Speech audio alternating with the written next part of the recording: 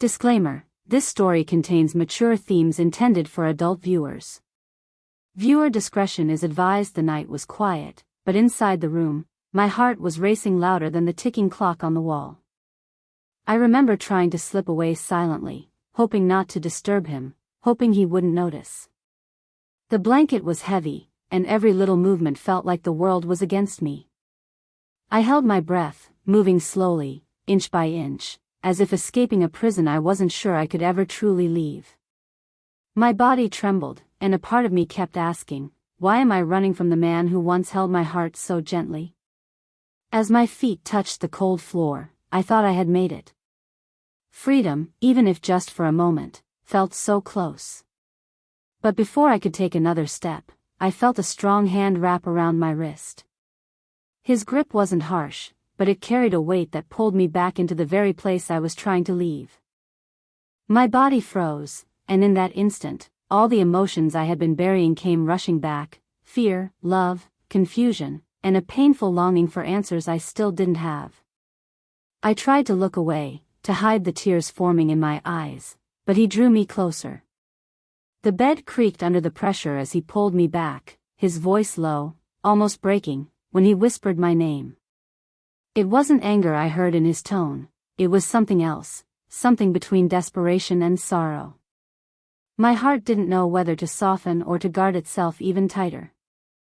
Memories of better days flashed in my mind. The laughter, the late-night talks, the way he used to look at me like I was the only person in the world. How had we come to this moment, where I was crawling away and he was pulling me back?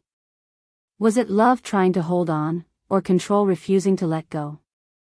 I couldn't tell anymore, and that uncertainty cut deeper than any sharp word ever could. The silence in the room was unbearable, broken only by the sound of our breaths. My chest rose and fell quickly, his much slower, steadier, as if he knew I wasn't going anywhere. Not really. I wanted to scream, to run, to vanish, but at the same time, a quiet voice inside me wanted to stay, to understand, to feel the truth in his hold. And in that fragile, heart-pounding moment, I realized, this night wasn't just about leaving or staying. It was about discovering the truth of what still tied us together, and whether that bond was strong enough to survive, or dangerous enough to break me apart. His hand didn't let go, and my body went still, trapped between the desire to break free and the pull of something I couldn't quite name. His eyes searched mine, and for a moment, I saw the man I had fallen in love with years ago, the one who used to wait for me at the bus stop in the rain, the one who once held my hand as though it was the most precious thing he owned. But tonight, that same hand felt heavier, as though it carried every unspoken word, every hidden wound, and every unanswered question that had been building between us. I didn't speak. The silence felt safer than words. My chest ached with all the things I wanted to say but couldn't, things about the distance that had grown between us, about the nights I felt invisible in the same house, about the fear that I had been holding inside for far too long. He didn't say anything either, not right away. The room seemed to breathe with us, the shadows on the wall swaying as if they too were waiting to see what would happen next. When he finally spoke, his voice was quiet but carried an edge that made me shiver. "Why are you running from me?" The question was simple, but it felt heavier than anything I was ready to answer. I opened my mouth, but the words refused to come out. Instead, I lowered my gaze, staring at the floor as if it held the answer I couldn't give. He tightened his hold just slightly, not enough to hurt, but enough to remind me that he wasn't ready to let me slip away. Memories flooded back, our wedding day, the promises we made, the way his smile had once lit up every corner of my world. Somewhere along the way, those promises had gotten lost. We stopped listening, stopped seeing each other the way we used to. And now, here we were, on opposite sides of a silence that neither of us could break without risking everything. The love was still there, I could feel it, but it was buried under layers of pain, doubt, and fear. My heart wanted to believe that his pull wasn't just about control, but about love, about not wanting to lose me. But the other part of me, the part that had been slowly learning how to stand on its own, feared that I was being held by something far more complicated. The more I thought about it, the more my chest tightened, as though the walls were closing in around me. I wanted to scream, but all that came out was a whisper. I can't breathe. He looked at me then, really looked at me, and for the first time in a long time, I saw something raw in his eyes. Not anger, not frustration, but desperation. Still, I couldn't tell if that desperation came from love or from fear of losing control. And that made it even harder to know whether to pull away, or to stay. The night stretched on, heavy with silence, as if the world outside didn't exist anymore. Just him and me, locked in a moment that refused to end, suspended between the past we once shared and the uncertain future waiting in the shadows. The air between us felt heavier than the silence itself. His hand still held me, but my thoughts were already wandering far beyond this room. Every second that passed made me wonder if I was losing myself in this marriage, or if I was just too afraid to face the truth. The conflict wasn't just between him and me, it was inside me too. A part of me wanted to fight, to demand answers for every lonely night, every broken promise. But another part, the softer one, wanted to believe that his grip was a plea, not a command. I remembered the way our days used to be filled with laughter. The little routines we had, coffee in the morning, quick phone calls during lunch, late-night walks under the stars. Those memories clashed painfully with the present moment, where words felt like weapons and silence felt like a battlefield. It was as if we had drifted so far apart that neither of us knew how to cross the distance anymore. And yet, here he was, not letting go. Maybe that was his way of saying he hadn't given up. Or maybe, it was fear of losing control that made him hold on so tightly. I wondered if he noticed how I had changed too. The quiet strength I had been building, the moments I spent alone, finding pieces of myself I had lost over the years. I wasn't the same woman who once followed his lead without question. That realization seemed to add another layer to the tension. He could sense that I was no longer the woman who stayed just because it was easier. And maybe that's why he pulled me back tonight. The more I thought about it, the clearer the conflict became. It wasn't only about us as husband and wife, it was about two people trying to hold on to a bond that had cracks running deep. Could love survive when trust was broken? Could a promise still mean something after years of silence? Or was this just the moment when both of us had to face that love alone wasn't enough anymore? He finally loosened his grip, but his eyes didn't leave mine. In that gaze, I saw questions, regrets, and something I couldn't name.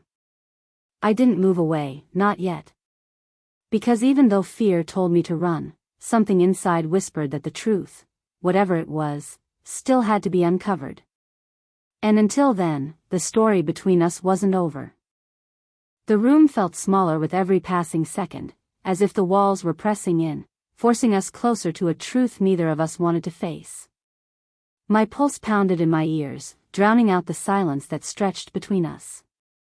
He still hadn't spoken again, but his eyes were locked on mine, heavy with emotions I couldn't untangle. It was like standing on the edge of a storm, quiet for now, but ready to break at any moment. I wanted to ask him why. Why he let the distance grow. Why he pulled me back tonight instead of letting me walk away. But the words caught in my throat, stuck somewhere between anger and fear. His gaze never wavered, and I realized that he, too, was waiting, for me to speak, to confess, to choose. That waiting only made the tension worse, twisting tighter like a rope around my chest. The sound of the wind outside brushed against the windows, a reminder that the world beyond this room was still moving. But inside, time felt trapped, as if our entire marriage was suspended in this fragile, painful moment. I searched his face, desperate to find the man who once made me feel safe, but what I saw instead was something deeper, pain, regret, and a fear of losing me.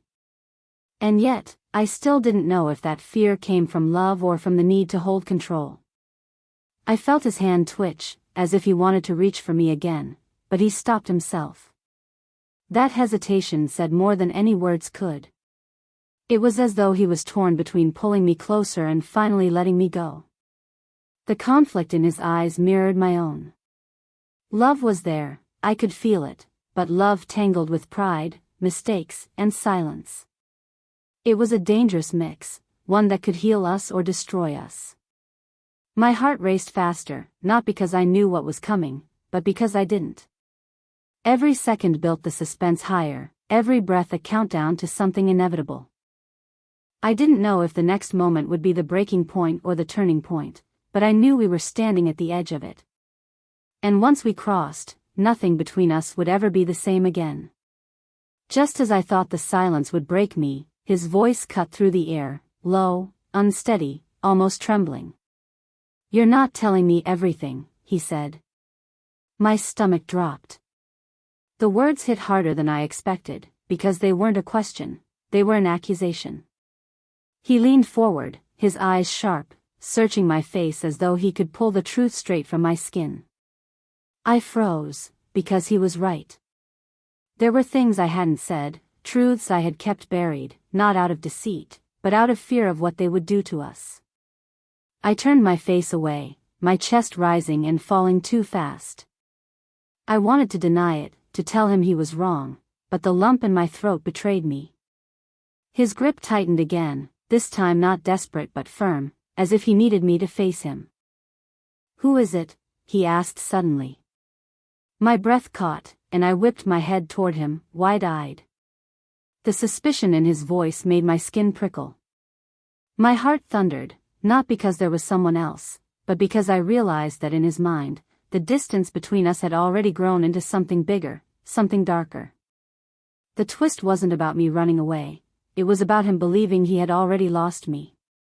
The fear I saw in his eyes wasn't only about losing control, it was about losing me to someone else.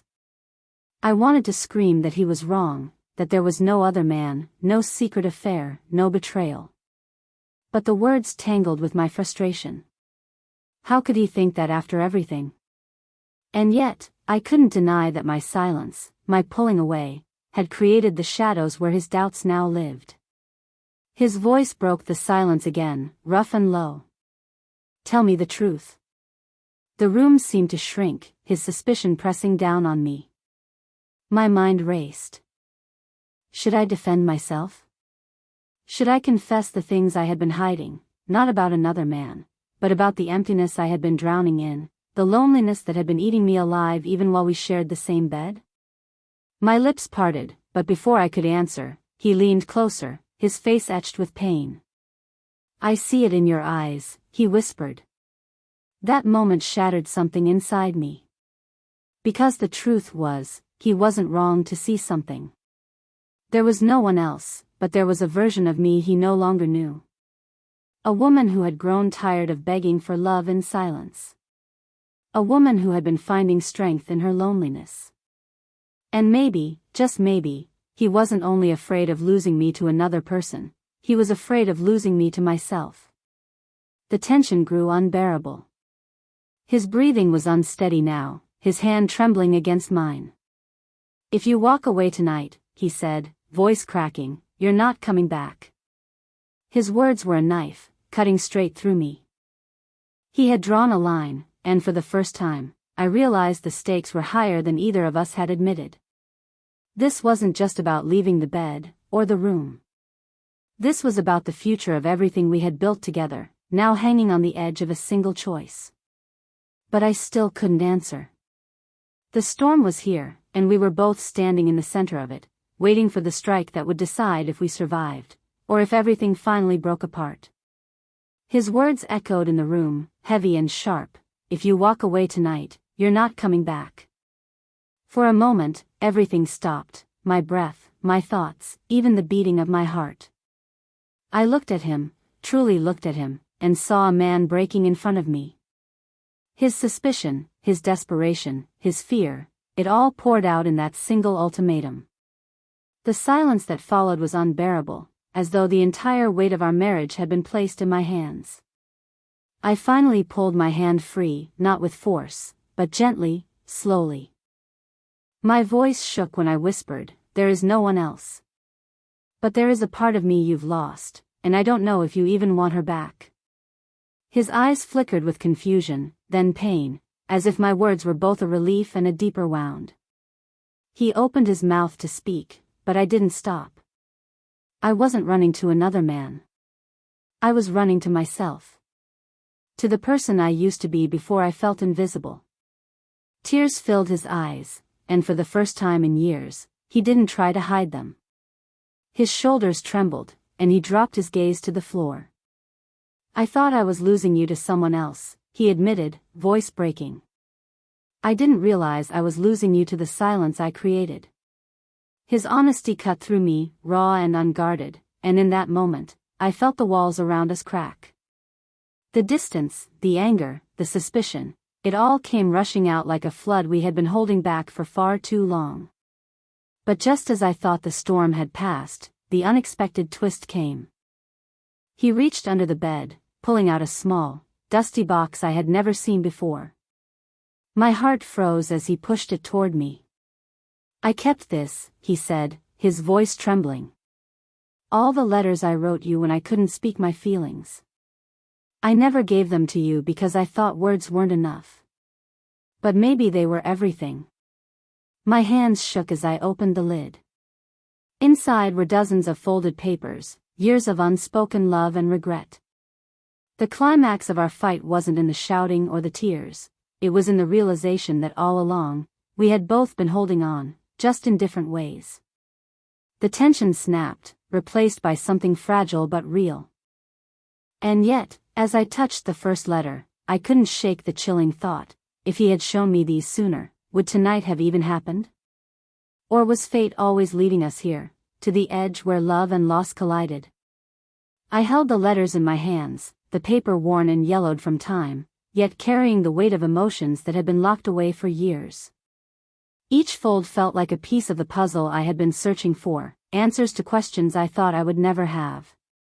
My chest ached, not just from the pain of what we had lost, but from the realization that maybe, despite everything, we had both been fighting for the same thing all along.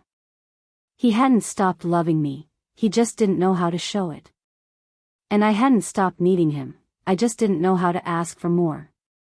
I looked up at him, his eyes red and swollen, waiting for my judgment. For the first time in a long time, I didn't see him as the man holding me back.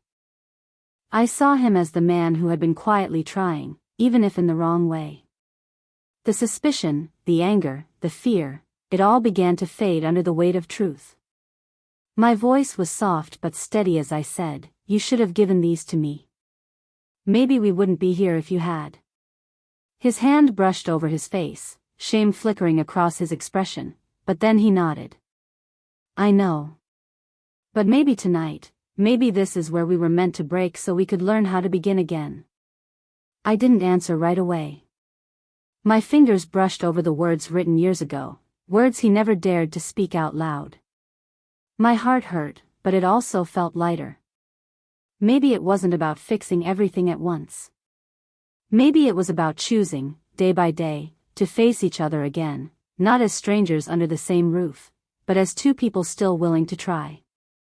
The room was quiet again, but it wasn't the same silence. It wasn't the silence of distance, it was the silence of understanding. I placed the letters back in the box and closed it gently, meeting his eyes with a tired but fragile smile. "If we start again," I whispered, "we start with nothing hidden." His breath caught, and slowly, he reached for my hand, not to pull me back this time, but to hold it, carefully, like something worth protecting. The night had begun with me trying to crawl away. But it ended with the realization that sometimes love doesn't survive by holding on too tightly. It survives when two people finally stop running, from each other, and from themselves.